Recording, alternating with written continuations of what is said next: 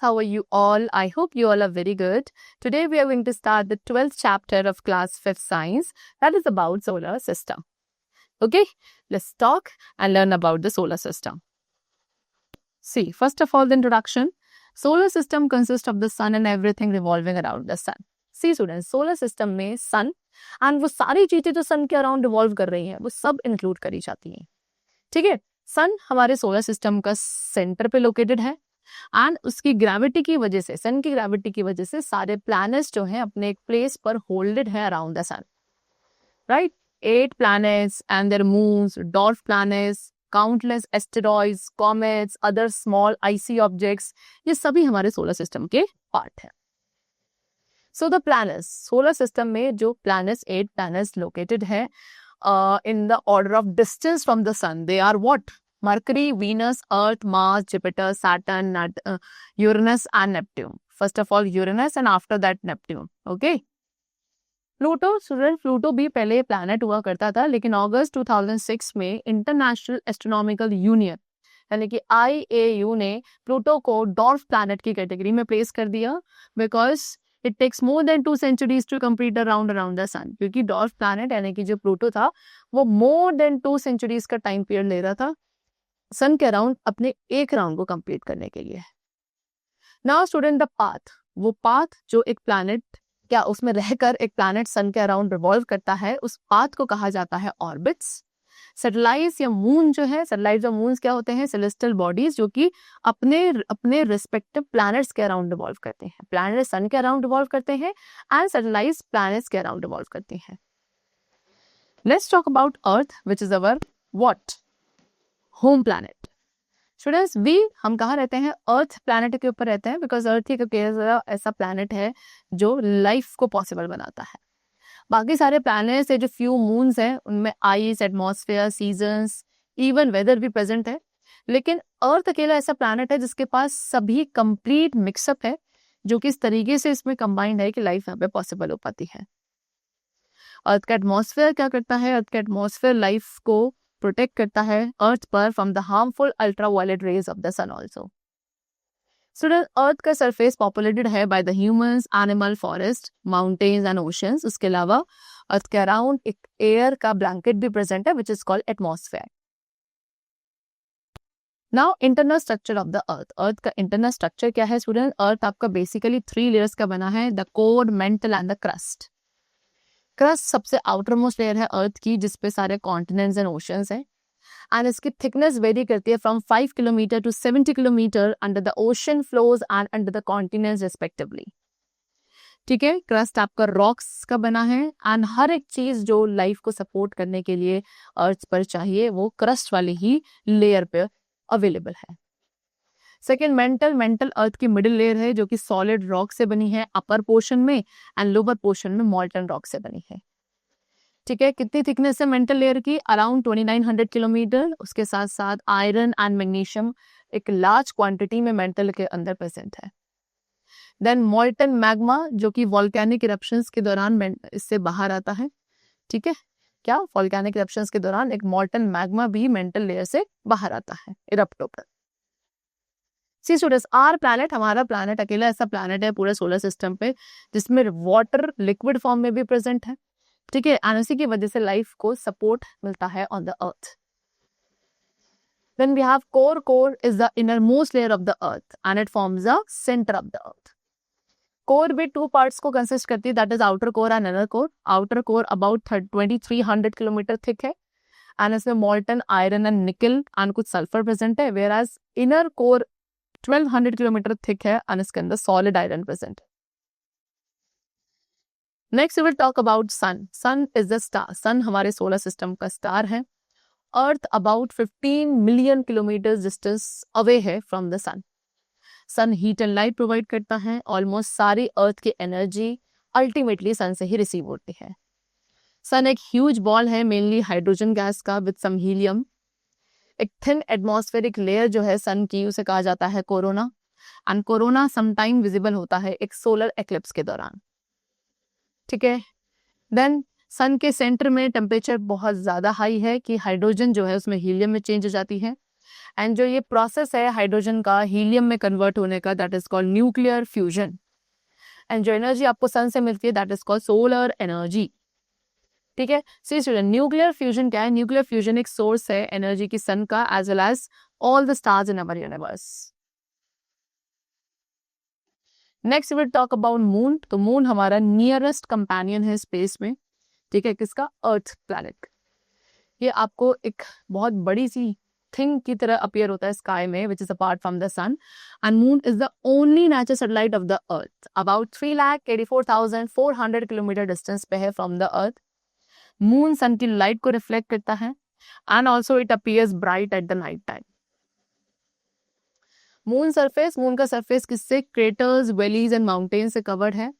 ठीक है, मून पर there is no atmosphere. Moon about same time लेता है to turn around once on its axis. ठीक है, हाँ, how much time? 27 complete 1/3 days का टाइम पीरियड लेता है मून अर्थ के अराउंड अपनी एक रेवोल्यूशन को कंप्लीट करने में। ठीक है, मून अर्थ के अराउंड ऑर्बिट करता है एंड सेम रेट पे टर्न होता है। एज अ रिजल्ट हम केवल मून की एक ही साइड को देख पाते हैं एंड सेम साइड हमेशा हमारी तरफ फेस करती है। फेजेस ऑफ द मून, तो if you observe the moon through a month and you will notice, तो उसकी अपीयरेंस जो है मून की हर रोज चेंज होती है एंड इन डिफरेंट अपीयरेंसेस को ही कहा जाता है फेजेस ऑफ द मून। सो अब रीजन क्या है स्टूडेंट? रीजन इज व्हाट, कि मून हमेशा सनलाइट को रिफ्लेक्ट करने की वजह से शाइन करता है। मून की अपनी खुद की लाइट नहीं है। तो मंथ के डिफरेंट टाइम्स पर जब हम अर्थ पर मून को ऑब्जर्व करते हैं तो हमें क्या दिखता है? मून का सिर्फ वो पोर्शन शाइन करता हुआ दिखता है जो सन के थ्रू लाइट अप हो रहा है, जिसकी वजह से हमें मून की चेंजिंग शेप्स के इंप्रेशंस देखने को मिलते हैं। Then we have the topic eclipses. See students, all the celestial body, जितनी भी सेलेस्टियल बॉडी स्पेस में है वो कॉन्स्टेंटली मोशन में है। एंड जैसे अर्थ सन के अराउंड मूव करता है, मून भी अपना खुद का ऑर्बिट करता है अराउंड द सन। तो सेम थिंग होती है अदर प्लैनेट्स के साथ भी। ठीक है, एक एक्लिप्स कब होता है? जब सन, मून एंड अर्थ एक स्ट्रेट लाइन में आते हैं। तो जब अर्थ बीच में होता है तो वो अर्थ के ऊपर अपनी शेडो कास्ट करता है एंड सन को हाइड कर लेता है। Now eclipses are of two types. Eclipses दो टाइप के हैं, एक होता है आपका solar eclipse and the other is lunar eclipse. First of all we have solar eclipse. Solar eclipse कब होता है स्टूडेंट? जब मून, सन एंड अर्थ के बीच में होता है एंड सन को पार्शियली या टोटली हाइड कर देता है। अब मून की शेडो जो है स्टूडेंट अर्थ के ऊपर फॉल करती है एंड हमें तब जाके एक सोलर एक्लिप्स ऑब्जर्व किया जाएगा। ठीक है, जब मून सन को कवर करता है तो मून की शेडो का जो डीपेस्ट पार्ट होता है उसे आप उम्ब्रा कहते हैं, वो अर्थ के एक छोटे से पैच पर फॉल करेगा एंड ये पैच पे टोटल एक्लिप्स को एक्सपीरियंस किया जाएगा। Second we have penumbra. ये आपका लेस डीप पार्ट है मून की शेडो का, थोड़ा कम डीप पार्ट है, जो कि पार्शियल सोलर एक्लिप्स कॉज करता है in the region where it falls. Next we come to lunar eclipse. Lunar eclipse क्या है? सी, मून के एक्लिप्स को कहा जाता है ल्यूनर एक्लिप्स, यानी कब होता है? जब अर्थ, मून और सन के बीच में होता है। ठीक है, अर्थ की शेडो का जो उम्ब्रा वाला पार्ट है वो कंप्लीटली सनलाइट को ब्लॉक कर देता है एंड पीनुम्ब्रा वाला पार्ट जो है वो सनलाइट को पार्शियली ब्लॉक करता है। तो जब मून डीप शेडो यानी कि उम्ब्रा पार्ट के अंडर आएगा तो टोटल सोलर एक्लिप्स और टोटल ल्यूनर एक्लिप्स होगा, एंड जब मून लेस डीप शेडो के अंदर आता है, पीनुम्ब्रा पार्ट के अंदर आता है, तो पार्शियल ल्यूनर एक्लिप्स होता है। एक टोटल ल्यूनर एक्लिप्स के दौरान मून कंप्लीटली हाइड हो जाता है एंड पार्शियल ल्यूनर एक्लिप्स के दौरान मून पार्शियली हाइड होता है। Then we will talk about artificial satellite. What is artificial satellite? It is a man-made object that orbits around a celestial body. एक man-made object जो किसी celestial object के around orbit करता है, usually planet के around, ठीक है, उसे artificial satellite कहोगे। अब हमारी अर्थ के पास काफी सारी आर्टिफिशियल सैटेलाइट है, इन्हें स्पेस में लॉन्च किया जाता है स्पेशल व्हीकल्स के through which are called rockets. पहली आर्टिफिशियल सैटेलाइट जो थी वो स्पुतनिक 1 थी, जो सोवियत यूनियन, जिसे आप आज के टाइम पे रशिया कहते हैं, उन्होंने लॉन्च करी थी, सेंड करी थी स्पेस में 1957 में। एंड तब से मोर देन 3000 सैटेलाइट्स हैं जो कि ऑर्बिट कर रही हैं around the earth. Now what are the uses of artificial satellites? Number 1 कि वेदर सैटेलाइट्स जो होती हैं आर्टिफिशियल सैटेलाइट्स में, वो वेदर पैटर्न्स का ट्रैक रखती हैं। मिलिट्री जो है, मिलिट्री सैटेलाइट सीक्रेट फोटोग्राफ्स लेती हैं एयर बेसिस एंड पोर्ट्स की, एंड किसी भी मिलिट्री एक्टिविटी को वॉच करती हैं या वेपन्स की टेस्टिंग करती हैं by the other countries. Then कुछ सैटेलाइट साइंटिफिक रिसर्च के लिए हैं, एंड वो अर्थ की फोटोग्राफ्स को या जो अदर डिस्टेंट ऑब्जेक्ट्स हैं यूनिवर्स में उनके फोटोग्राफ्स लेकर सेंड करती हैं on the earth surface. And एक बहुत इंपॉर्टेंट यूजर सैटेलाइट का, that is navigation and communication, right. GPS यानी कि ग्लोबल पोजिशनिंग सिस्टम, ये क्या करता है, नेविगेशन में हेल्प करता है एंड एग्जैक्ट लोकेशन बताता है लोगों की या किसी भी एक जगह की। ठीक है, टेलीविजन रेडियो सिस्टम के जो सिग्नल्स हैं ये all over the world distribute किए जाते हैं कम्युनिकेशन सैटेलाइट्स के थ्रू। ऑलराइट, चलो now that's all for the chapter explanation. Next we come to the exercise portion. First of all, we have darken the correct options in the OMR sheet. Number 1, it is the only natural satellite. हमारे अर्थ की only natural satellite is Moon. Option A. Outermost layer, अर्थ की जो outermost layer है उसे कहा जाता है student crust. Again option A. Pluto is in the category of, Pluto किसकी कैटेगरी में, dwarf planet की, option C. Man made object जो एक सेलेस्टियल बॉडी के अराउंड ऑर्बिट करता है, that is called artificial satellite, option B. And inner core around कितनी thickness की है स्टूडेंट, 1200 किलोमीटर की, that is option B. Next we come to what, fill in the blanks. The eclipse in which the earth is positioned in between the sun and moon. Okay, what, सी एक ऐसा eclipse जहां पे अर्थ सन and moon के बीच में होता है उसे कहा जाता है lunar eclipse. Okay, the thin layer of atmosphere of the sun is called, ठीक है, एटमॉस्फेयर, सन के एटमॉस्फेयर की जो थिन लेयर है उसे क्या कहा जाता है student, corona. Dash is an object that orbits around the planet, that is satellite. Satellite एक ऑब्जेक्ट है जो एक प्लैनेट के अराउंड ऑर्बिट करती है. Dash is a star of our solar system, that is sun. Sun हमारे solar system का star है. The path of a planet, planet का पाथ जो अराउंड द सन होता है उसे कहा जाता है orbit. Okay, then we come to match the following. Number 1 is what, Jupiter.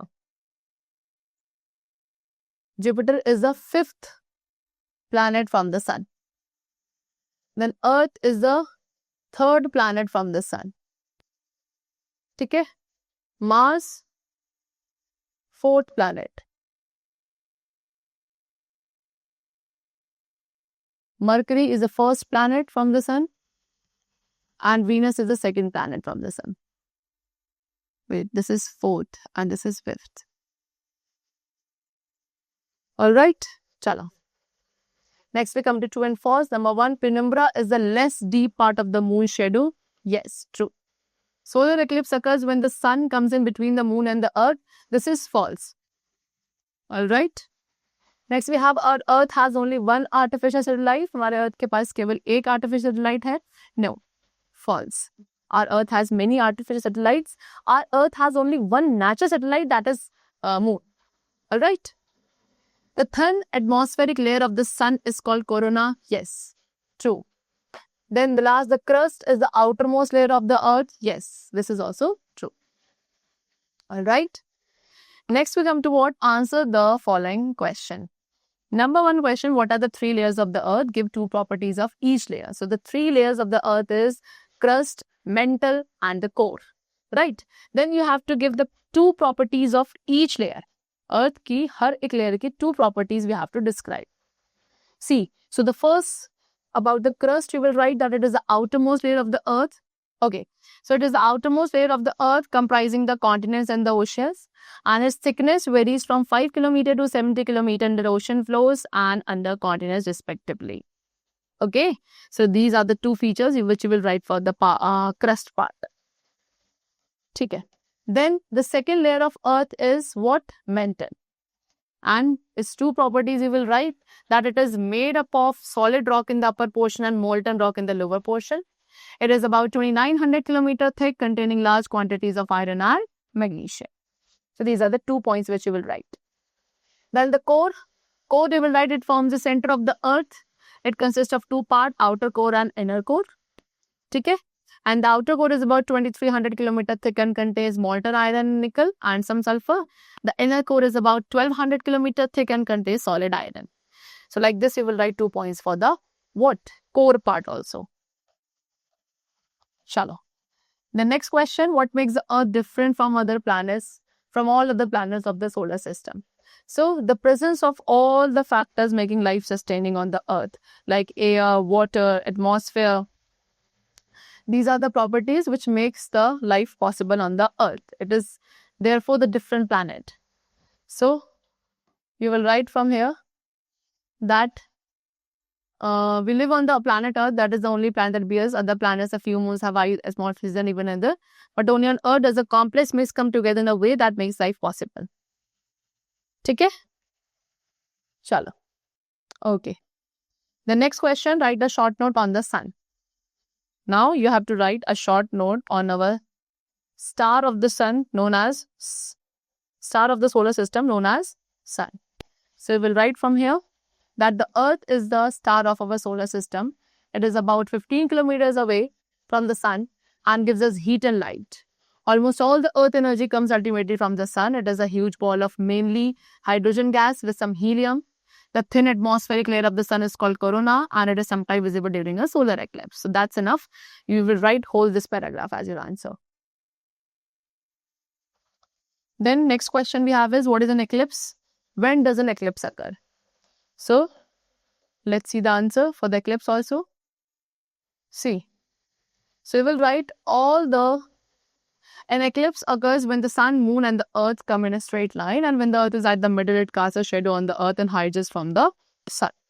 So we will write this is for the answer of eclipse. Alright. Chalo. The last question, define artificial satellite. So all the celestial bodies, all the man-made objects which orbit around a planet, our Earth, that is known as the artificial satellites. Okay, our Earth has many artificial satellites which are sent into the space by a special vehicle known as what? Rocket. Okay, that's all for the chapter. It's completed and I hope you must have understood it. Let's meet very soon in the next session. And then take care of yourself. Keep learning very well and thanks to everyone.